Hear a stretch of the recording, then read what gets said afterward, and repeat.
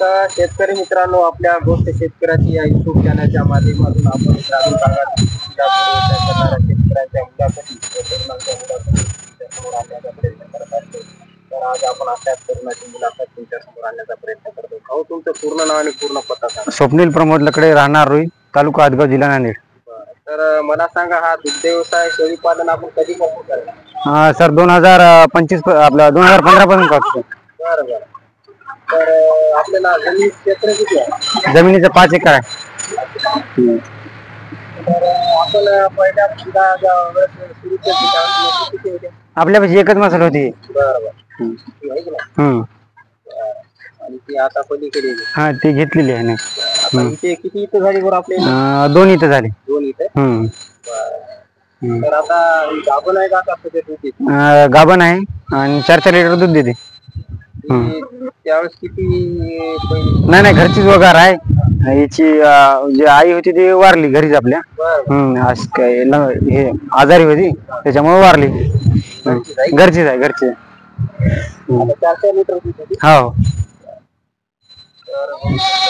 आणि ही पलीकडे पलीकडे ते 4-4 लिटर दूध देते. ती गाभण आहे, 3 महिन्याची गाभण आहे.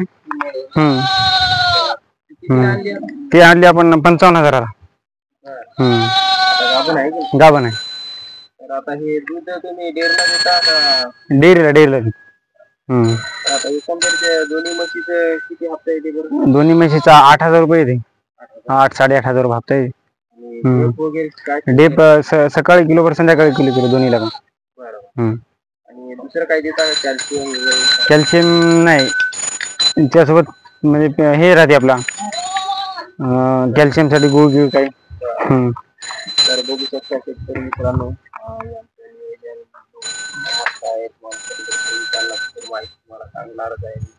आणि हे एक वगार इथं आहे का? बघू शकता, 2 वगार या दोन्हीचे आहे.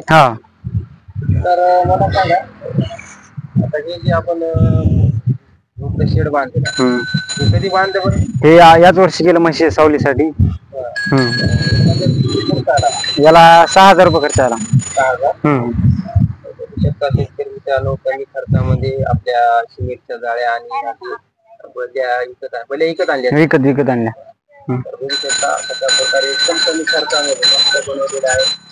असं थोडस जर शेतकऱ्यांनी डोकं लावलं तर नक्की आपला खर्च कमी होऊ शकतो आणि आपल्याला व्यवसायामध्ये भरारी घेता येते. आम्हाला सांगा,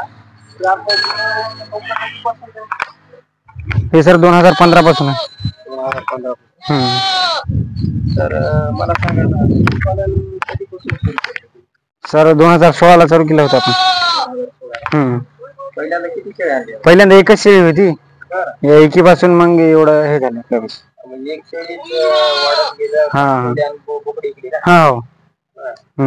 कमीत कमी 1 लाखाचं एका शेळीपासून उत्पन्न मिळालं असेल. 2-2.5-3 वर्ष. तर आता आपल्याला किती बोकडे, किती पाटी? 2 बोकडे आहेत, 1 पाट आहे आणि 2-3 शेळ्या आहेत. आता सर्व घरच आहे? हो, घरचं आहे. नाही, घरचंच आहे. मग याचं चारा नियोजन कसं करतो? चारा याला आपलं भारा आणून ठेवतो एक, आणि 2 वाजता बांधायचा. 2 वाजता? नाही, जराशी 1 घंटाभर सकाळी सोडतो. अर्धा 1 घंटा पाय मोकळे होण्यासाठी.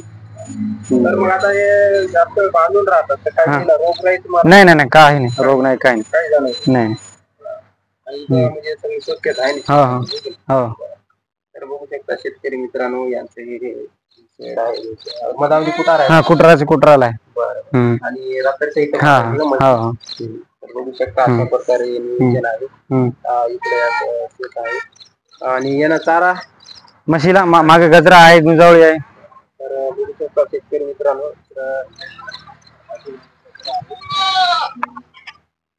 गुंजावळी आहे का? पावसाळी गुंजावळी आहे. तर मला सांगा, दुग्ध व्यवसाय आता म्हशीला सकाळपासून नियोजन कसं करतो? सकाळी 10 वाजेस्तोवर ते चारा पाणी करतो. डबल मग 4 वाजेपर्यंत, 3-4 वाजेपर्यंत काहीच नाही. डबल एकदा चारा टाकले, दूध काढले की मग संध्याकाळी 6 वाजता टाकून जायचं. तर मग एकंदरीत दुग्ध व्यवसाय परवडते शेती? हो ना, परवडते ना. तर आता आपल्यासारखे शेतकरी असतात, त्यांनी किती म्हशी घेऊन सुरुवात करावी? 2 म्हशीपासून सुरुवात करावी. 2 म्हशी कमी खर्च. तर नक्की शेतकरी मित्रांनो हे गोष्ट काय आणि चांगल्या प्रकारे आपल्याला पाहायला मिळाले त्याबद्दल तुम्ही नक्की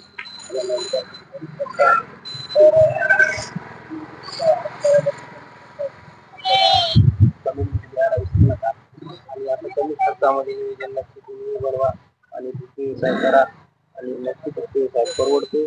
आपल्या चॅनल सबस्क्राईब करा.